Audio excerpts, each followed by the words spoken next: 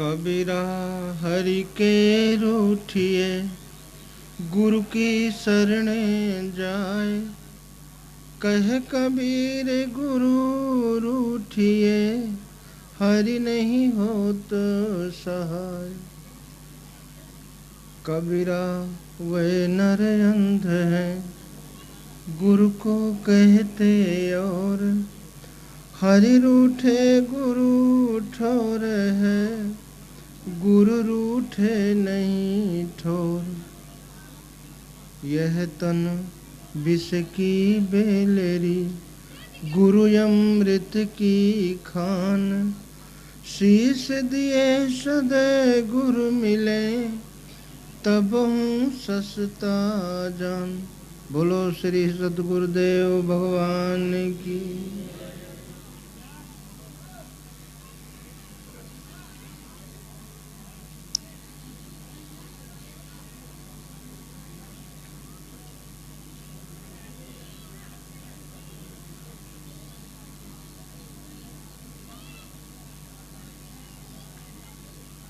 इस पृथ्वी में जितने भी महापुरुष हुए,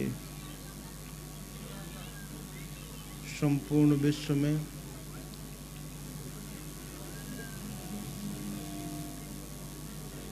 सभी ने इस मानव तन की दुर्लभता पर प्रकाश डाला। इसके महत्व को सबने समझा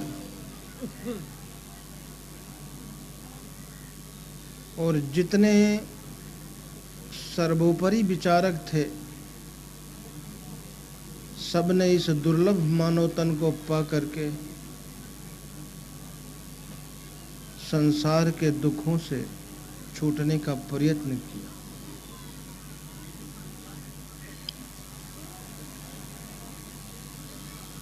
भगवान राम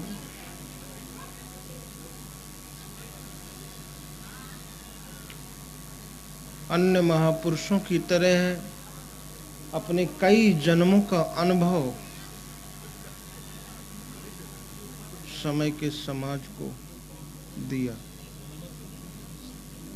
सभी महापुरुष इस क्रम से गुजरे हैं। जितने भी महापुरुष हुए हैं,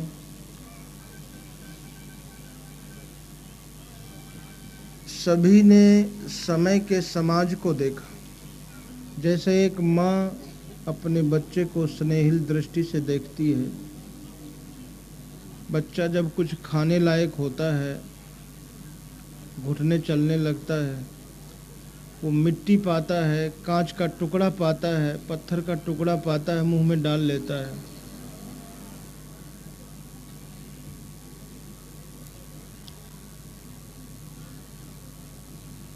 माँ को पता होता है कि इसके पेट में जा कर के ये कितना नुकसान करेगा। वो मुंह में उंगली डाल करके वो कांच का टुकड़ा, मिट्टी का, पत्थर का टुकड़ा उसके मुंह से निकालती। लेकिन बच्चा मुंह बंद कर लेता है, अपना क्रोध व्यक्त करता है हाथ पैर पटक करके।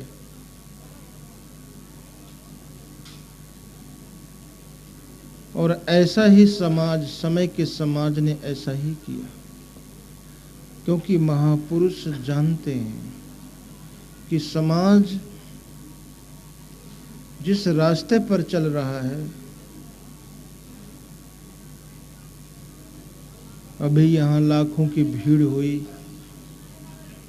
लेकिन कितने लोगों को, कितने भक्तों को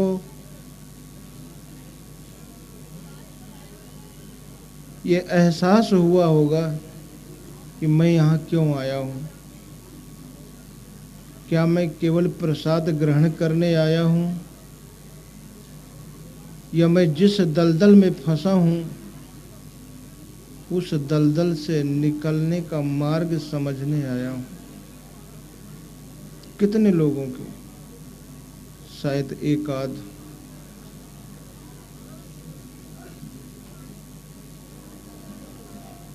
हमारे पास समय नहीं है। सभी ने, जितने महापुरुष हुए, सबने देखा समाज कहाँ जा रहा है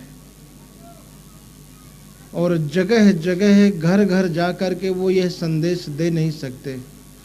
हम एक साथ हजारों लोगों को उस दलदल से निकाल सकें, निकालने के लिए प्रेरित कर सकें। इसीलिए अनेकों प्रकार की धार्मिक परंपराओं को उन महापुरुषों ने जन्म दिया। ये भी एक माध्यम है गुरु पूर्णिमा के बहाने से, और भी ऐसे अनेक धार्मिक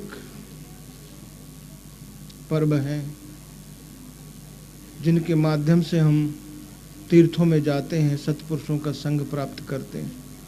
लेकिन अपनी सांसारिक भोगों की कामना तक ही हमारे विचार सीमित रहते हैं, इससे आगे नहीं।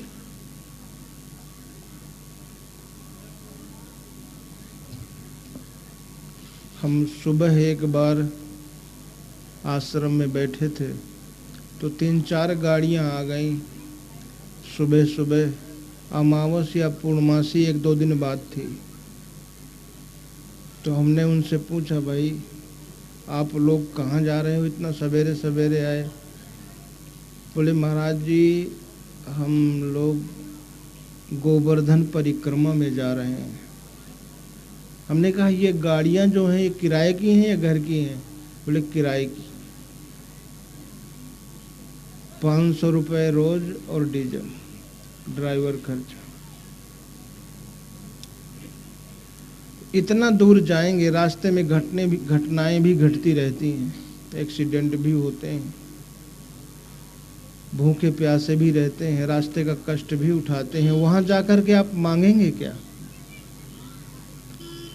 कोई धन मांगता है, कोई प्रमोशन मांगता है, कोई स्वास्थ्य मांगता है, कोई पुत्र मांगता है।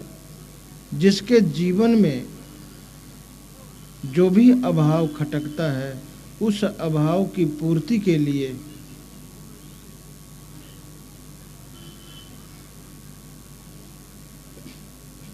वो अनेकों प्रकार के तीर्थों में जाता है, मन्नतें मांगता है।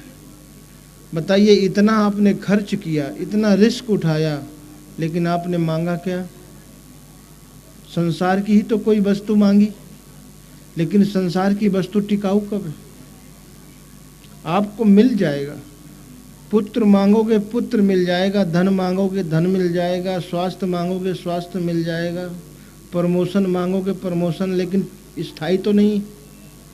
पुत्र का भी वियोग होगा, धन का भी वियोग होगा, पद का भी वियोग होगा, और जब वियोग होगा तो आपको खुशी होगी, दुख होगा।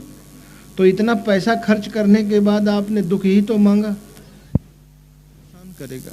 इस रास्ते पर चल करके इस संसार को क्या मिलेगा, ये महापुरुष भली प्रकार जानता है। हमें बेशक पता नहीं है, लेकिन वो जानता है कि जिस मार्ग पे ये संसार चल रहा है, जब से ये सृष्टि है आज तक किसी को सुख और शांति की प्राप्ति नहीं। जब भी मिलेगा दुख ही मिलेगा, और मिला है। और उन्होंने फिर इस मानव तन की दुर्लभता पर प्रकाश डाला। भगवान राम से ये शुरुआत और पहले से है, लेकिन उन्होंने समय के समाज को कहा कि यही तन कर फल विषय न भाई, स्वर्गहु स्वल्प अंत दुखदाई। अगर इस संसार में आप इतना परिश्रम करके आगे बढ़ जाओ, स्वर्ग के भोग प्राप्त कर लो, तब भी स्वल्प अंत दुखदाई, अंत में उसका भी परिणाम दुख है। आप स्वयं विचार करके देखो कि भगवान राम के कथन में कितनी सत्यता है। आप जब संसार का चिंतन करते हो तो आप के मन में डिप्रेशन होता है कि नहीं होता है? आप अकेले बैठ करके जब चिंतन करते हो संसार का तो टेंशन होता है, तनाव होता है, और वही तनाव फिर धीरे धीरे बढ़ते बढ़ते घबराहट का रूप लेता है। वही घबराहट फिर हार्ट अटैक का रूप ले लेती। लेकिन कभी ईश्वर का चिंतन करते करते किसी को डिप्रेशन, हाइपरटेंशन हुआ हो, ऐसा कोई उल्लेख होता ही नहीं। तो ईश्वर ने इस दुर्लभ मानव तन को अपने अनुकूल बनाया, ये ऑटोमेटिक सिद्ध है ये बात। जब ईश्वर का चिंतन आप करने लगते हैं तो तनाव रहित हो जाते हैं, और जब संसार का चिंतन करने लगते हैं तो तनाव युक्त हो जाते हैं। आपका तनाव बढ़ता रहता है, चाहे आप अकेले हों, और हर विचार इस शरीर में अपना प्रभाव छोड़ता है। हमारा ये पूरा जीवन ही विचारों पर है। तो महापुरुषों ने देखा कि आखिर ये रास्ता जो चुना है मनुष्य ने, इसका अंत दुख में है। किसी राह चलते आदमी से आप पूछो कि भाई साहब कहाँ जा रहे हो, वो कहते पता नहीं। ये रास्ता कहाँ तक गया है, वो कहते पता नहीं। तो आप उसे क्या कहोगे, क्या कहेंगे आप? कि वो रास्ता तो पकड़ लिया है, कहता है पता नहीं ये रास्ता। इस रास्ते का, जिस रास्ते का आपने चुनाव किया है, उस रास्ते का अंत कहाँ है? दुख में।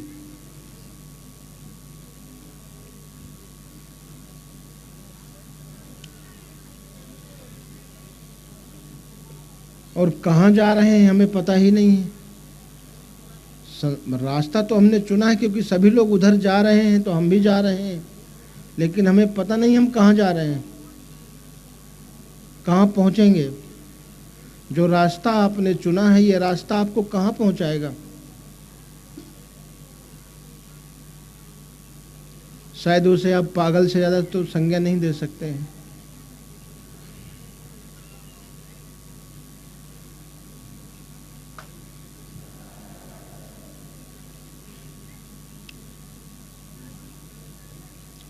सभी महापुरुषों ने ये प्रयास किया कि मनुष्य जो व्यर्थ का परिश्रम कर रहा है, उस परिश्रम को वो सार्थकता में कैसे बदले। लेकिन जब महापुरुषों ने कुरीतियों को छीनना चाहा, उस माँ की तरह जैसे बच्चे के मुंह में डाल के छीनती है, तो समाज ने क्रोध प्रकट किया और हर महापुरुष षड्यंत्र का शिकार बने। कोई भी ऐसा महापुरुष नहीं जिसका समय के समाज ने विरोध नहीं किया, और बाद में विदा होने के बाद उन्हीं की प्रतिमा बना के पूजने लगे।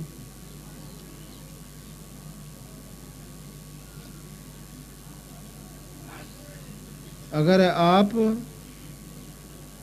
कहीं जा रहे हो, मान लो आप शक्तेशगढ़ की तरफ आ रहे थे और रास्ते में 5-6 साल का 8 साल का लड़का आपसे कह देता कि उधर नक्सली बैठे हैं, सबको लूट रहे हैं, बंधक बना रहे हैं, गाड़ी भर भर के ले जा रहे हैं, इतना सुनने के बाद क्या कोई इधर आता? क्योंकि आप लुटना नहीं चाहते हैं, और आपके शरीर में है क्या? तोला 2 तोला सोना है, 10-5 हज़ार रुपए पड़े हैं, कपड़े हैं, लेकिन इतना भी आप लुटना नहीं चाहते, लुटने से। और महापुरुष हमें संसार में लुटने से ही बचाता है। यहाँ पूज्य गुरुदेव भगवान को 12-13 साल आए हुए, 12-13 साल से यहाँ बराबर गुरु पूर्णिमा मना रहे हैं। जगतानंद से यहाँ से लेकर के तो 2500-30 बार मना चुके होंगे।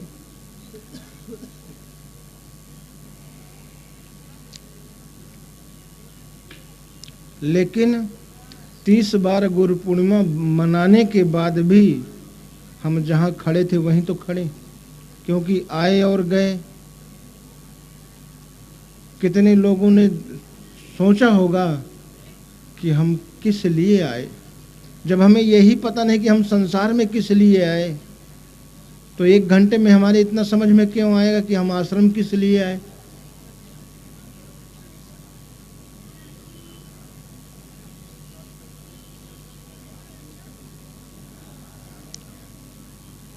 हम कहीं भी ऑफिस जाते हैं, कलेक्टर ऑफिस, एसपी ऑफिस, अपने बॉस के ऑफिस, तो कैसे जाते हैं? कितने अनुशासन के साथ जाते हैं जीवन की एक समस्या का समाधान पाने के लिए। और जिस महापुरुष के दरबार में हमें अपनी संपूर्ण समस्याओं का स्थायी समाधान मिलता है, ऐसा तो नहीं है कि आप डीएम ऑफिस में गए, अब आपके जीवन में कोई समस्या नहीं आएगी, कल दूसरी आएगी, दूसरी समस्या को लेके जाना पड़ेगा। लेकिन उन महापुरुषों के पास आप कैसे जाते हैं? क्या उतने अनुशासित होकर जाते हैं जहां से आपके जीवन की संपूर्ण समस्याओं का स्थायी समाधान मिलता है, सर्वोपरि पद प्राप्त होता है, संपूर्ण दुखों से हमेशा के लिए छूटने का मार्ग प्राप्त होता है, और जिंदगी भर मनुष्य अपनी समस्याओं से जूझता रहता है। समस्याओं का अंत तो नहीं होता, जीवन का अंत बार बार होता रहता है। फिर जन्म लेते हैं, फिर नई समस्या के साथ जीवन का आरंभ होता है, और ये सिलसिला जब से सृष्टि है आज तक चल रहा है, चलता ही रहेगा, क्योंकि ये समस्याओं का, दुखों का, चिंताओं का ही मार्ग है। कभी भी हमारे जीवन से न तो चिंता विदा होगी, न समस्याएं विदा होंगी, न दुख विदा होंगे। और हम महापुरुषों के पास इसीलिए आते हैं, कोई चिंता भरा जीवन चाहता है, कोई दुख भरा, कोई समस्याओं भरा। तो अगर बुद्धि से, धन से और पद के प्रभाव से आप दुख, चिंताओं और समस्याओं से छुटकारा पाते, तो आज सबका जीवन, राष्ट्रपति का जीवन समस्या मुक्त होता, चिंता मुक्त होता, प्रधानमंत्री का होता। ये लोग जैसा जीवन चाहते हैं वैसा जी रहे हैं क्या? नेपाल नरेश अपने पैतृक महल को छोड़ना चाहते थे क्या?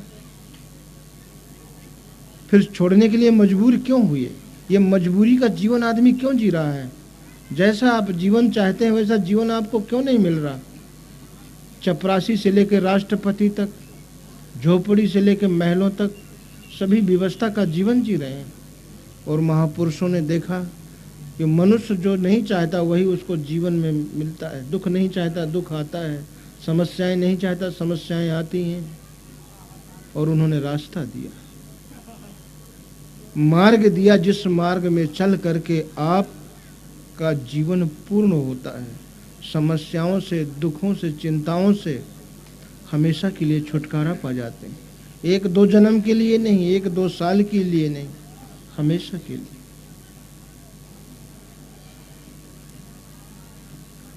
और संसार में जितने भी विभाग हैं, सबकी एक निर्धारित योग्यता है। इतनी उम्र होना चाहिए, इतना क्वालिफिकेशन होना चाहिए, इतना हाइट होना चाहिए, इतना हाई जंप होना, मेंटली, फिजिकली हर तरह से फिट। और नहीं फिट हैं तो उसी समय आपका फॉर्म बाहर, 1 सेकंड की देर नहीं लगती है। और ये सब आप क्यों करते हैं? परिवार की व्यवस्था को किसी तरह से चलाने का ये उपक्रम ही तो है। जैसा कोई भी परिवार वाला ये कहते कि मैं जैसा चाहता हूं मेरे परिवार की व्यवस्था वैसे चल रही है, किसी तरह से तो चल रही है। लेकिन उन सारी शर्तों को आप पूरा करते हैं। एक निर्धारित उम्र होती, उसके बाद आप कहीं अप्लाई करो तो नहीं लगेगी। लेकिन जीवन के पूर्णता के मार्ग में वहाँ कोई उम्र नहीं है, कोई क्वालिफिकेशन नहीं है। एक चीज़ है, आपके अंदर श्रद्धा होना चाहिए, निष्ठा होना चाहिए, क्योंकि आप उस सर्वोपरि पद को, जो पद एक बार मिलने के बाद कभी छूटता नहीं, जो सुख एक बार मिलने के बाद कभी बिछुड़ता नहीं,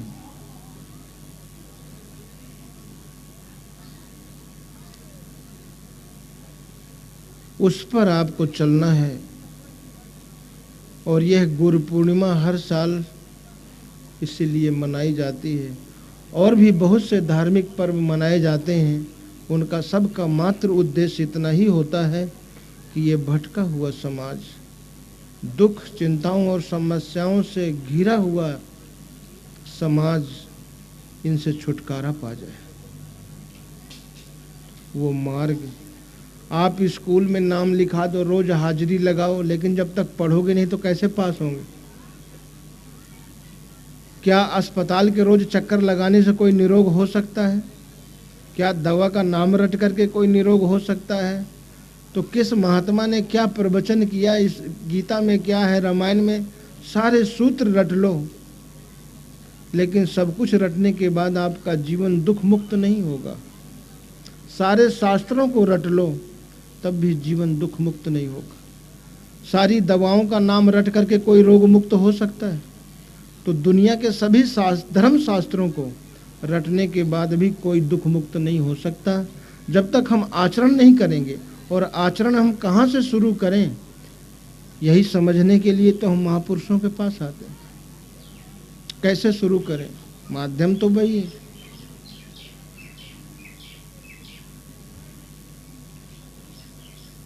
लेकिन हमें जिस भौतिक उपलब्धि से हम अपने जीवन की कुछ समस्याओं का समाधान पाते हैं, उसका हमें अभिमान रहता है।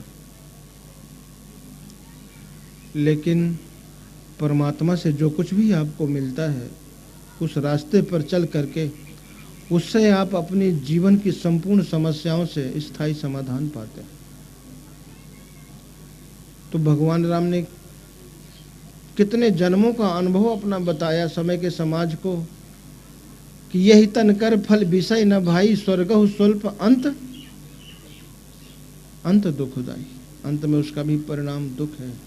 मतलब अगर मनुष्य शरीर पाके आपने दुखों से छूटने का प्रयास नहीं किया तो आप ही बताइए किस शरीर के द्वारा आप दुखों से छूटने का प्रयास करेंगे।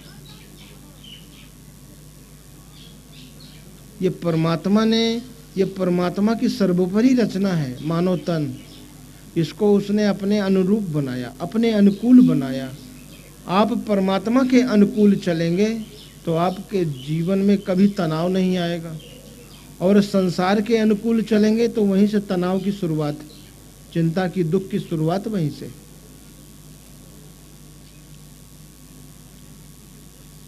महापुरुषों ने रावण का इतिहास क्यों लिखा?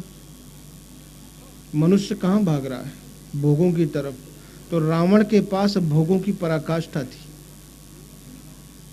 भोग कितने श्रेष्ठ थे? देव यक्ष गंधर्व नर किन्नर राजकुमार, जीत बरी निज बाहुबल बहु सुंदर बरनार। देवता, यक्ष, गंधर्व, किन्नर, बूढ़ी औरतें नहीं, राजकुमारी,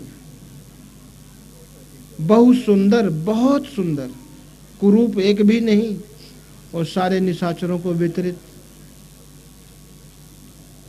ये भोगों की पराकाष्ठा थी। और वैभव की पराकाष्ठा, आपके पास एक सोने का गिलास होगा, एक थाली होगी, कटोरा होगा, वहाँ सोने की लंका थी।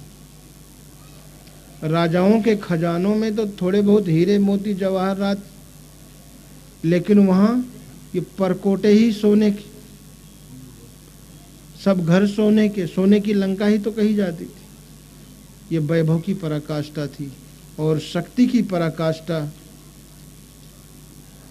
हर आदमी चाहता है कि मैं जिस परिवार में हूँ, शुरू देखिए शक्ति का प्रदर्शन, शक्ति का प्रयोग जहाँ जिस परिवार में आप जन्मे हो वहीं से शुरू होता है।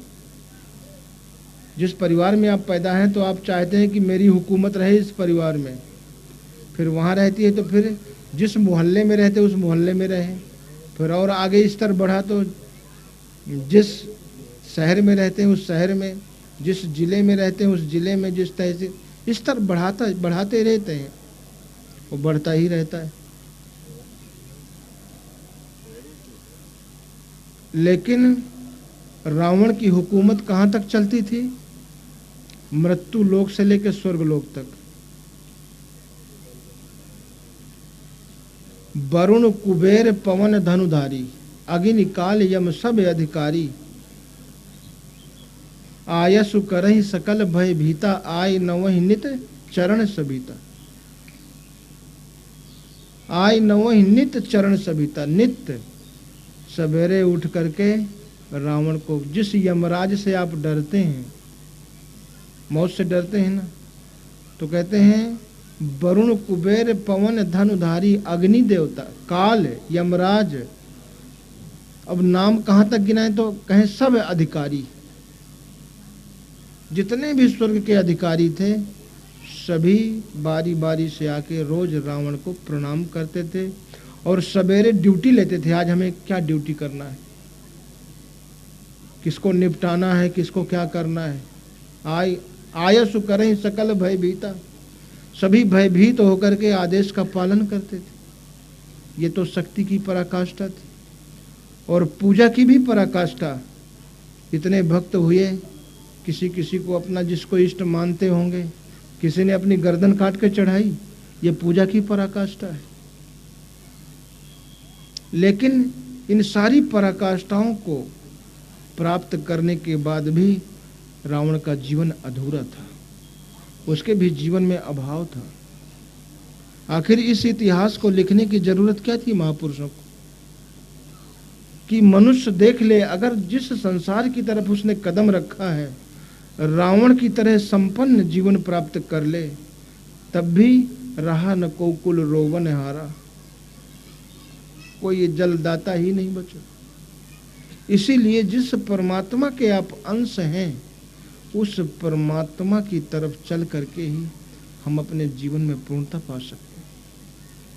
तो ये पहली बात तो ऑटोमेटिक सिद्ध है कि ये मनुष्य का शरीर परमात्मा के अनुकूल चलने के लिए ही हमको मिला है, और उस परमात्मा की प्राप्ति विश्व में कहीं कोई जन्मा है, किसी भी वेशभूषा में, किसी भी रहन सहन में उसने परमात्मा को पाया है। तो ये भी ऑटोमेटिक सिद्ध है कि परमात्मा को किसी भी वेशभूषा या रहन सहन में बांधा नहीं जा सकता है। सभी प्रकार के भेष, ये नहीं कह सकते कि नहीं परमात्मा जो है निर्वस्त्र होने से ही प्राप्त होता है, ये नहीं कह सकते कि परमात्मा काले कपड़े पहनने से ही प्राप्त होता है, ये नहीं कह सकते कि परमात्मा लाल कपड़े पहनने से ही प्राप्त होता है, क्योंकि विश्व में जितने भी महापुरुष हुए वो अपनी परंपरा